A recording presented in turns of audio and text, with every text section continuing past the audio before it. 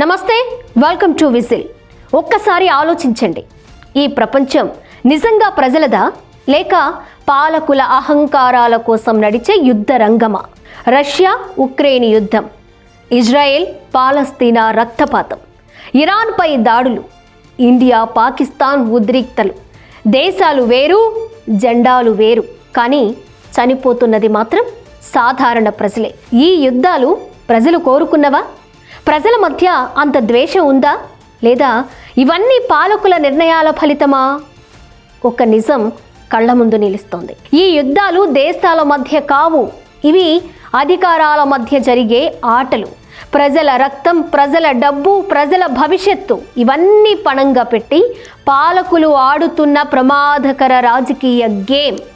ఈ విషయాలపై లోతైన విశ్లేషణ కోసం కవిరాజు త్రిపురనేని జాతీయ పురస్కార తొలి గ్రహీత, జీవశాస్త్రవేత్త డాక్టర్ దేవరాజు మహారాజు ఎడిట్ పేజీ నుంచి ఈ వీడియో లాగ్. 3వ ప్రపంచ యుద్ధం ఏ ఆయుధాలతో జరుగుతుందో నాకు తెలియదు, కానీ 4వ ప్రపంచ యుద్ధం మాత్రం రాళ్లతో, కర్రలతో జరుగుతుందని ప్రపంచ ప్రసిద్ధ శాస్త్రవేత్త ఆల్బర్ట్ ఐన్స్టీన్ అన్నారు. ఈ మాటలో అర్థం చాలా లోతైంది. కొన్నేళ్లుగా ప్రపంచ దేశాలలో జరుగుతున్న యుద్ధాల గురించి ఒక్కసారి ఆలోచించండి. ఏళ్లకేళ్లుగా ఇవి జరుగుతూ ఉండడం అవసరమా? రష్యా ఉక్రెయిన్పై దాడి చేసింది, ఇజ్రాయెల్ పాలస్తీనాను ధ్వంసం చేసింది. ఇటీవల ఇజ్రాయెల్ అమెరికాను వెంటేసుకుని వచ్చి ఇరాన్పై దాడి చేసింది. ఆ మధ్య పాకిస్తాన్, ఇండియా మధ్య కూడా యుద్ధం జరిగింది. ఏమైనా ఈ యుద్ధాలు ఎందుకు జరుగుతున్నాయి? ఆయా దేశాల ప్రజల మధ్య విద్వేషాలు ఏవైనా ఉన్నాయా? లేదే. మరెందుకు జరుగుతున్నాయి అంటే పాలకుల మూర్ఖ నిర్ణయాల వల్ల జరుగుతున్నాయి. ఒక రకంగా ఈ యుద్ధాలు ప్రజల మధ్య కాదు, పాలకుల మధ్య. ప్రజల డబ్బును వృధా చేస్తున్న అంతర్జాతీయ గూండాల ఆలోచన విధానాల వల్ల జరుగుతున్న యుద్ధాలివి. అందరికందరూ ప్రపంచ శాంతి గురించి ఉపన్యసిస్తుంటారు. ఒక ఆయన నోబెల్ శాంతి బహుమతి గురించి గుక్కపట్టి ఏడుస్తుంటాడు కూడా. చివరకు దురాక్రమణల యుద్ధ వీరుడిగా నిలిచిపోయాడు. ప్రపంచమంతా ఒక్కటి, మనుషులంతా ఒక్కటి అని సైన్స్ చెప్తూ ఉన్నా బలవంతంగా సైన్స్ను ఇరుకు భావాల్లోకి ఇరికించి తమ ఆధిపత్య అవసరాలకు లేదా వ్యాపార అవసరాలకు నేటి మన దేశ అనాగరిక పాలకులు వాడుకుంటున్నారు. సూడో సైన్స్ ప్రచారం చేస్తున్నారు. పాఠ్య గ్రంథాలలో సిలబస్లు మార్చి పిల్లల మెదళ్లలో విషం నింపుతున్నారు. ప్రపంచ జ్ఞానం తెలుసుకోకుండా కట్టుదిట్టం చేస్తున్నారు. ఈ విషయం మీదే ఆల్బర్ట్ ఐన్స్టీన్ ఓ మాట చెప్పారు. మన పాఠ్య గ్రంథాలు యుద్ధాల్ని కీర్తిస్తాయి, వాటి వెనుక ఉన్న దుర్మార్గాల్ని దాచిపెడతాయి. అలాంటి పాఠ్యాంశాలు పిల్లల మనసుల్ని విద్వేషమయం చేస్తాయి. నేనైతే యుద్ధాన్ని కాదు శాంతిని బోధిస్తాను, ద్వేషాన్ని కాదు ప్రేమని నింపుతాను అని చదువుకున్న వారి ఆలోచన, మహాజ్ఞాని అయిన వారి ఆలోచన అలా ఉంటుంది. చదువు, నైతికత మచ్చుకైనా లేని దేశాధినేతలకు ఇలాంటి విషయాలు ఎలా అర్థమవుతాయి? ఒకసారి ఒక పెద్ద ఆయన జోక్ చేశాడు, క్షమించాలి, మాకు ప్రధాని అంటూ ఎవరూ లేరండి, టెలిప్రాపర్టీ మా ప్రధాని, కానీ అది చదవడానికి ఒక రీడర్ ఉన్నాడు లేండి అని. బయట జరుగుతున్న యుద్ధాలు అలా ఉంచి అంతర్గతంగా దేశంలో జరుగుతున్న అల్లకల్లోలాల గూర్చి, సరైన విదేశాంగ విధానం లేక బయట కూడా పోగొట్టుకున్న పరువు గూర్చి ఈ దేశ పౌరులు ఆలోచించుకోవాలి. గత 12 ఏళ్లుగా మన దేశంలో అధికారంలో ఉన్న బీజేపీకి వెన్నుముక ఆర్ఎస్ఎస్ కదా. ఆ ఆర్ఎస్ఎస్ ఘన చరిత్ర ఏంటో అందరూ తెలుసుకోవాలి. వారి దేశభక్తి ఏ పాటిదో, వారిలో స్వాతంత్ర్య పటిమ ఎంత ఉండేదో తెలుసుకుంటే కానీ వారు ఈరోజు తీసుకుంటున్న నిర్ణయాల గురించి అర్థం కాదు. 1925 సెప్టెంబర్లో ఆర్ఎస్ఎస్ స్థాపన జరిగింది. 1930 మార్చిలో ఉప్పు సత్యాగ్రహంలో ఆర్ఎస్ఎస్ పాల్గొనదని హెడ్గేవార్ తేల్చి చెప్పారు. 1940 డిసెంబర్లో బ్రిటిష్ వారి ఇంపీరియల్ సివిల్ గార్డుల్లో చేరి బ్రిటిష్కు మద్దతు తెలిపిన దేశభక్తి సంస్థ ఆర్ఎస్ఎస్. పైగా సుభాష్ చంద్రబోస్ రూపొందించిన ఆజాద్ హింద్ ఫౌజ్ పై కాల్పులు జరపడానికి వెనుకాడలేదు. ఇక 1942 ఆగస్టులో జరిగిన క్విట్ ఇండియా ఉద్యమంలో పాల్గొనబోమని తెగేసి చెప్పిన దేశభక్తి సంస్థ ఆర్ఎస్ఎస్. 1947 ఆగస్టు స్వాతంత్రం లభించిన తరువాత కూడా మన త్రివర్ణ పతాకాన్ని జాతీయ జెండాగా గౌరవించం అని తేల్చి చెప్పిన దేశభక్తి సంస్థ ఆర్ఎస్ఎస్. అంతేకాదు, స్వాతంత్ర్యోద్యనంతరం 50 ఏళ్లు వారి ప్రధాన కార్యాలయ ప్రాంగణంలో జాతీయ జెండా ఎగురేయని దేశభక్తి సంస్థ ఆర్ఎస్ఎస్. ఒకతను జాతీయ జెండా తీసుకుపోయి వారి కార్యాలయ ప్రాంగణంలో ఎగురేస్తే అతనిపై ఎఫ్ఐఆర్ రాయించిన దేశభక్తి సంస్థ ఆర్ఎస్ఎస్.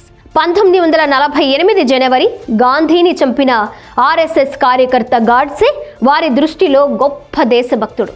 1948 ఫిబ్రవరి చట్ట వ్యతిరేక కార్యకలాపాలకు పాల్పడుతున్న సంస్థగా గుర్తించి ఆర్ఎస్ఎస్ను నిషేధించిన నాటి నెహ్రూ కాంగ్రెస్ ప్రభుత్వంలో సర్దార్ పటేల్ అప్పుడు హోంమంత్రి. చాలా కాలం గడిచాక వారికి చెప్పుకోవడానికి నాయకుడు లేక తమ గుజరాత్ రాష్ట్రం వాడైనందుకు పటేల్ విగ్రహం మానస సరోవర్ పక్కన తయారు చేయించి పెట్టారు.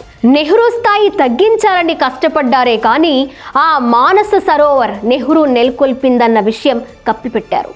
మేక్ ఇన్ ఇండియా గురించి గొప్పలు చెప్పుకునే బీజేపీ ఆర్ఎస్ఎస్ ప్రభుత్వం 3,500 కోట్లు చైనా సాంకేతిక నిపుణులకు సమర్పించి సర్దార్ పటేల్ విగ్రహం అక్కడ నెలకొల్పారు. స్టాచ్యూ ఆఫ్ యూనిట్గా దానికి నామకరణమైతే చేశారు కానీ దేశవ్యాప్తంగా వారు చేస్తున్నది విద్వేష ప్రసంగాలే కదా. ఇంకా యూనిటీ ఎక్కడా? ఇవన్నీ ఒక ఎత్తైతే మరొక విషయంలో వీరి దేశభక్తి తేటతెల్లమైంది. 1949 నవంబర్ మనుస్మృతిని తప్పితే అంబేద్కర్ రూపొందించిన రాజ్యాంగాన్ని ఒప్పుకునేది లేదని ఈ దేశభక్తి సంస్థే ప్రకటించింది. 1951లో మహిళలకు సమాన హక్కులు ప్రసాదించే హిందూ కోడ్ బిల్లును తీవ్రంగా నిరసించి దేశవ్యాప్తంగా అల్లర్లు సృష్టించిన దేశభక్త సంస్థ ఆర్ఎస్ఎస్. ఇక ఇప్పుడు ఈ బీజేపీ ఆర్ఎస్ఎస్ల దేశభక్తి ప్రసంగాలు వినడం ఈ దేశ ప్రజలకు అవసరమా కాదా అన్నది ఎవరికి వారు ఆలోచించుకుని కార్యోన్ముఖులు కావాలి.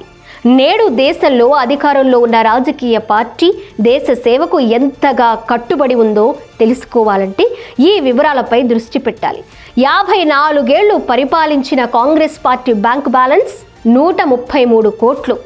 16 ఏళ్లు మాత్రమే అధికారంలో ఉన్న బీజేపీ పార్టీ బ్యాంక్ బ్యాలెన్స్ 10,107 కోట్లు. అంటే కాంగ్రెస్ పార్టీ కన్నా 75 రెట్లు ఎక్కువ. ఇది కాకుండా ఇక్కడ మరొక విషయం గమనించాలి. రిజిస్టర్ కాని ఆర్ఎస్ఎస్ అనే సంస్థ కొత్తగా తన ప్రధాన కార్యాలయాన్ని నిర్మించుకుంది. అందుకు అయిన ఖర్చు 150 కోట్లు. సుమారు 3.5 ఎకరాల స్థలంలో 12 అంతస్తుల టవర్లు 3 ఉన్నాయి. అందులో సుమారు 300 గదులున్నాయి. 200 కార్లు పార్క్ చేసుకునే వసతి ఉంది. ఆట స్థలాలు, స్విమ్మింగ్ పూల్స్, రెస్టారెంట్లు, ఏటీఎంలు వగైరాలతో అత్యంత అధునాతనమైన సౌకర్యాలతో నిర్మాణం జరిగింది. అంతా బాగానే ఉంది కానీ ఈ డబ్బు ఎవరిది అని ప్రతిపక్ష నాయకులతో పాటు సామాన్య పౌరులు కూడా ప్రశ్నిస్తున్నారు. పన్నులు కట్టే సామాన్యులు మాత్రం దేశంలో బతకలేకపోతున్నారు. రిజిస్టరే కాలేదు కాబట్టి అడిగేవాడే ఉండడు. ఇక దేశమంతా ఒకటే ట్యాక్స్, దేశమంతా ఒకటే మతం, ఒకటే భాష కావాలనేవారు భారతీయులంతా ఒకటే అని మాత్రం అనలేకపోతున్నారు. అందరికీ సమానమైన స్వేచ్ఛ, స్వాతంత్ర్యాలు ఉంటాయని మాత్రం చెప్పలేకపోతున్నారు. విద్య పట్ల, విద్యార్థుల పట్ల ఈ ప్రభుత్వానికి ఎంత ఖచ్చితమైన ప్రణాళికలు ఉన్నాయో చూడండి. సిలబస్లు మారి విద్యను కాషాయీకరణ చేయడం, కార్పొరేటీకరణ చేసి చేతులు దులుపుకోవడం చేస్తోంది. ఆందోళన పడాల్సిన విషయం మరొకటేంటంటే గత 7 ఏళ్లలో బడి మానేసిన పిల్లలు సుమారు 65.7 లక్షలని లెక్క తేలింది.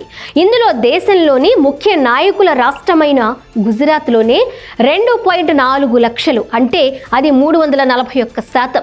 భావి భారత పౌరుల్ని, ఈ దేశాన్ని ఈ నాయకులు ఏం చేయదలుచుకున్నారో ఆలోచిస్తే మాత్రం భయమేస్తోంది. పైగా మూఢనమ్మకాల్ని పెంచడం, దొంగ బాబాల్ని వెనకేసుకొస్తూ రక్షిస్తూ ఉండడం, వీటికి తోడు ఆలయ నిర్మాణాలు, దేవాలయ పునరుద్ధరణలు, ఇతర మతాల ప్రార్థనా స్థలాలు కూలగొట్టడం వగైరా ఎంతో శ్రద్ధగా చేస్తున్నారు. పనిలో పనిగా 170 ఏళ్ల క్రితం జ్యోతిబా పూలే దంపతులు పూణేలో స్థాపించిన తొలి పాఠశాల భవనాన్ని చారిత్రక కట్టడంగా సంరక్షించాల్సింది పోయి దుర్మార్గంగా కూల్చేశారు. మహారాష్ట్రలోనూ కేంద్రంలోనూ ఉన్నది ఒకే బీజేపీ పార్టీ. ఈ రెండు ప్రభుత్వాలు కలిసి ఆ పని చేశాయి. అంటే విద్యకు, వారసత్వ సంపదకు ఎంత ప్రాధాన్యం ఇస్తున్నారో తేట తెల్లమైంది కదా. ఇకపోతే రేప్ కేసుల్లో, డ్రగ్స్ కేసుల్లో తమ బీజేపీ నాయకులే దొరుకుతున్నారు గనుక వారికి అరెస్టులు, శిక్షలు ఏవి ఉండవు. మధ్యప్రదేశ్ బీజేపీ నేత అనిల్ బాగ్రి, మంత్రి ప్రతిమ బాగ్రి తమ్ముడు 10 లక్షల గంజాయి స్మగ్లింగ్లో దొరికాడు. అయినా శిక్ష లేదు.